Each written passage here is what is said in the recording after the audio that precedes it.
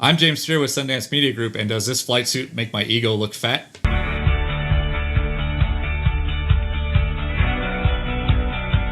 So let's talk about what happened last weekend.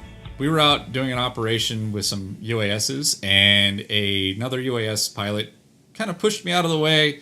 I was wearing my normal polo shirt and pants, operational stuff. Pushed me out of the way and said real pilots wear flight suits and use headset communications gear, which is why I pulled my flight suit out of my closet and decided to wear it today. I actually do wear this for search and rescue, so I had a few laying around. So when you're wearing full ear headsets, one of the problems that you're going to run into is you're not going to be able to hear that helicopter very well. So if you have a VO who's standing there with you, then yes. They make noise canceling headsets that knock out everything. Or if it's a full ear, you're not going to be able to hear anything coming. So it degrades your situational awareness. So let's talk about the equipment that we actually should be using on site when we're flying. One of the first things you're going to want to pick up is a safety vest. You can get them that say things on the back like UAS pilot or FAA certified drone pilot. They have to sell those too. A few other things that you might want to look at is if you're flying near aircraft or near airports, an AVCOM radio. This one is made by ICOM, but you can also get Yazoo's. There's a few others on the market.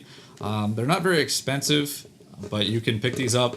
You are not allowed as a UAS pilot to actually use these. These are more for listening, more for letting ATC call you on the radio. So if you're out flying, like under our authorization, we are required to have one of these when we're flying in the B for McCarran.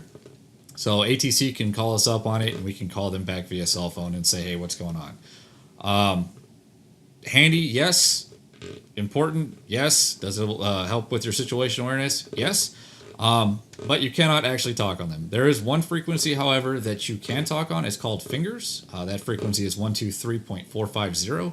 A little story behind that. I was out flying in the B under authorization, and the local law enforcement folks in their helicopter saw us flying and decided that we shouldn't be flying there because they were unaware that authorizations were a thing. And so we were able to get them over to fingers and say, hey, we're actually authorized. They still sent a bunch of ground units to come talk to us and make sure we were authorized. But it helped their situational awareness. It helped our situational awareness. So we were able to kind of mitigate that circumstance, and they now understand that there are authorized SUAS operations. So when you're actually out on operation, if you're in a construction site, hard hat, steel-toed shoes, long pants, safety vest, that'll help you stand out. It's also required PPE.